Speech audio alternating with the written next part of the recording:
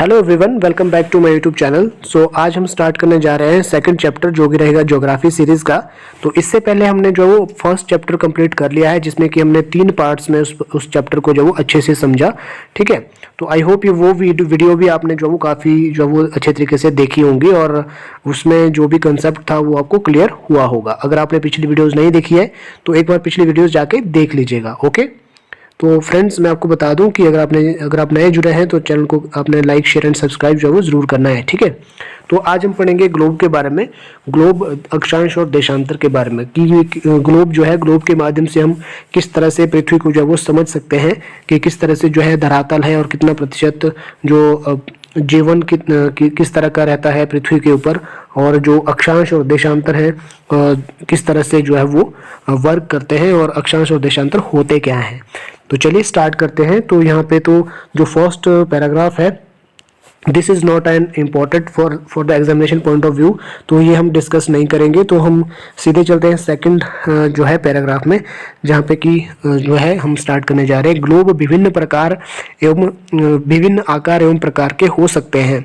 बड़े ग्लोब जो आसानी से एक स्थान से दूसरे स्थान तक नहीं ले जाए जा सकते, पॉकेट में रखने योग्य ग्लोब तथा गुब्बारे जैसे ग्लोब इंजन में हवा भरी जा सकती है एवं आसानी से एक स्थान से दूसरे स्थान तक ले जाए जा सकते हैं। ठीक है, तो ग्लोब स्थिर नहीं होते हैं, इसे उसी प्रकार घुमाया जा सकता है जैसे कुम्हार का पहिया या लट्टू घूमता है। ग्लोब पर देशों, महाद्वीपों तथा महासागरों को उनके सही आकार में दिखाया जाता है।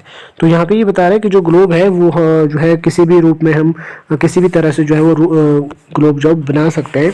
ठीक है, किसी बैलून का हम ग्लोब बना सकते हैं या फिर किसी जो है पॉकेट में रखने के योग्य जो है बहुत सारे छोटे छोटे ग्लोब भी जो है खिलौने के रूप में जो है मार्केट में काफ़ी सारे आते हैं।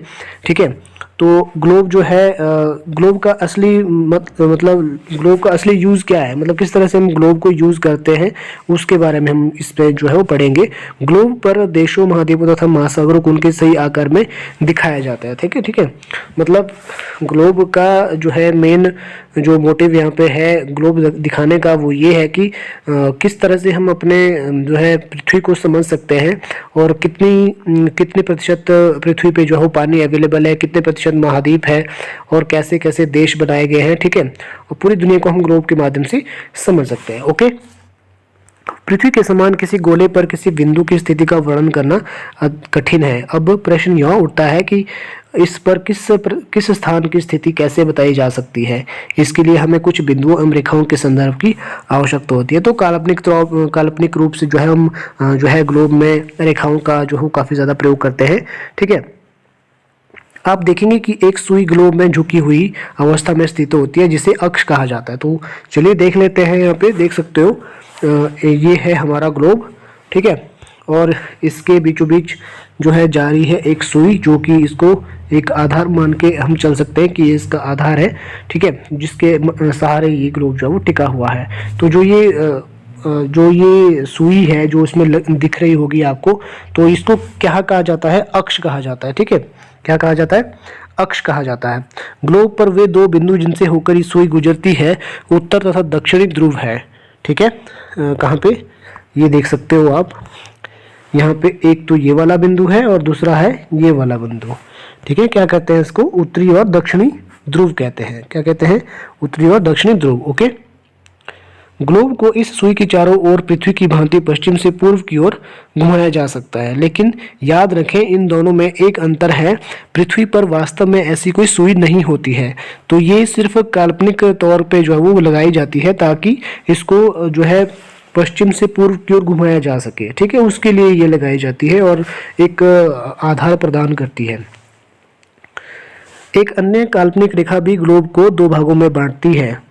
ठीक है, इसे विषुवत वृत्त कहा जाता है। ठीक है, इसके क्या कहा जाता है? विषुवत वृत्त। ये आप देख सकते हो यहाँ पे डॉटेड लाइन में जो है दर्शाई गई है, इसको क्या कहा जाता है? विषुवत वृत्त। क्या कहा जाता है?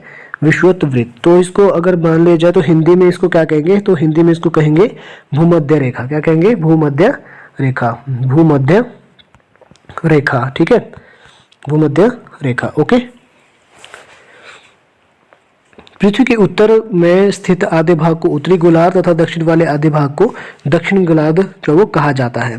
ठीक है, तो आप देख सकते हो यहाँ पे जो है उत्तरी गोलार्ध है और ये है दक्षिणी गोलार्ध।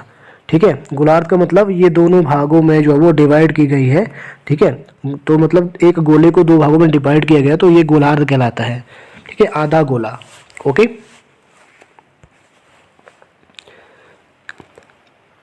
एवं यह पृथ्वी पर विभिन्न स्थानों की स्थिति बताने का सबसे महत्वपूर्ण संदर्भ बिंदु है। विषुवत वृत्त से ध्रुवों तक स्थित के सभी समांतर वृत्तों को अक्षांश समांतर रेखाएं कहा जाता है। अक्षांशों को अंश में मापा जाता है। ठीक है, अब जो विषुवत वृत्त में जो है जो भी रेखाएं इसमें दर्शाई गई है, जो मतलब सीधी रेखाएं हैं, उनको क्या कहा जाता है? अक्षांश रेखाएं कहा जाता है। ठीक है, और जो हमारी जो है लॉन्गिट्यूड में होती है, जो लॉन्गिट्यूड होती है वो होती है समांतर रेखाएं जो है अक्षांश रेखाएं, और जो ऊपर से नीचे वाली रेखाएं होती है वो होती है देशांतर रेखाएं। ओके, विषुवत वृत्त शून्य अंश अक्षांश को दर्शाती है। तो यहाँ पे आप देख सकते हो, यहाँ पे अनदर एक मैप है हमारे पास, तो ये देख सकते हो शून्य रेखा से, शून्य से इसको दर्शाया जाता है। किससे दर्शाया जाता है? शून्य से, देख सकते हो आप। और ऊपर को यहाँ देख सकते हो आप, ये जो है उत्तरी एरिया है और ये है दक्षिणी एरिया। ठीक है, इसलिए प्रत्येक अक्षांश के मान के साथ उसकी दिशा यानी उत्तर या दक्षिण को भी लिखा जा सकता है। तो इसी तरह से जो है वो लिखा जाता है, देख सकते हो, उत्तरी शीतोष्ण कटिबंध या फिर दक्षिणी शीतोष्ण कटिबंध या फिर दक्षिणी ध्रुव वृत्त या फिर उत्तरी ध्रुव वृत्त। ठीक है, तो इस तरह से इनको दर्शाया जाता है काल्पनिक रेखाओं के माध्यम से। ओके फ्रेंड्स, अगर आपने चैनल को सब्सक्राइब नहीं किया तो चैनल को सब्सक्राइब कर दीजिएगा आप। तो नेक्स्ट हम यहाँ से जो है वो स्टार्ट करते हैं। ये है, हम अभी थे, इस प्रकार विषुवत वृत्त के उत्तर की समांतर रेखाओं को, अच्छा ठीक है, यहाँ से हमने जो वो छोड़ा था। तो विषुवत वृत्त शून्य अंश अक्षांश को दर्शाती है, क्योंकि विषुवत वृत्त से दोनों तरफ ध्रुवों के बीच की दूरी पृथ्वी के चारों ओर के वृत्त का 1/4 है। ठीक है, मतलब यहाँ पे मतलब ये कह रहा है कि जो विषुवत वृत्त से दोनों तरफ ध्रुवों के बीच की दूरी पृथ्वी के चारों ओर के वृत्त का 1/4 है। ठीक है, टोटल कितना है? 180 डिग्री, और इसको जो वो 1/4 माना जाता है। ठीक है, आधे गोले को। ओके, टोटल कितना है? 360 अंश का। उत्तरी अक्षांश ध्रुव को दर्शाता था, 90 अंश दक्षिणी अक्षांश दक्षिण ध्रुव को दर्शाता है। ठीक है, इस प्रकार विषुवत वृत्त के उत्तर की सभी समांतर रेखाओं को उत्तरी अक्षांश कहा जाता है तथा विषुवत वृत्त के दक्षिण स्थित सभी समांतर रेखाओं को दक्षिणी अक्षांश कहा जाता है। तो ये आप देख सकते हो, यहाँ पे जो है उत्तर अक्षांश ये हो गया, दक्षिण अक्षांश ये हो गया, और ये है विषुवत वृत्त जो भूमध्य रेखा है। ओके, इस प्रकार विषुवत के सभी स्थान को उत्तरी अक्षांश कहा जाता था, ये हमने पढ़ दिया है।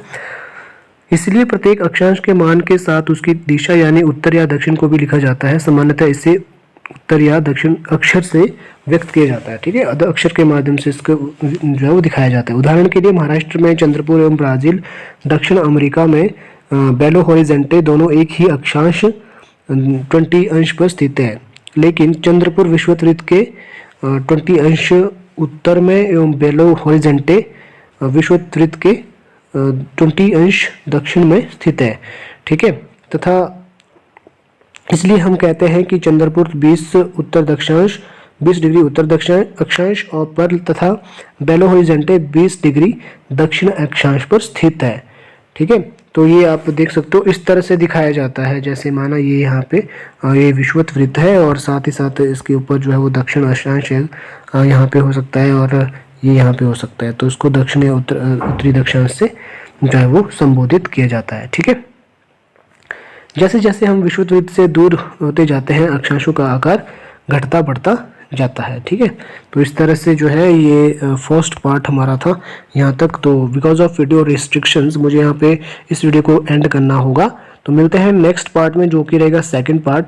तो आई होप ये वीडियो आपको पसंद आई होगी। वीडियो पसंद आई है तो लाइक कमेंट शेयर आप कर सकते हैं। तो तब तक के लिए जय हिंद, जय भारत।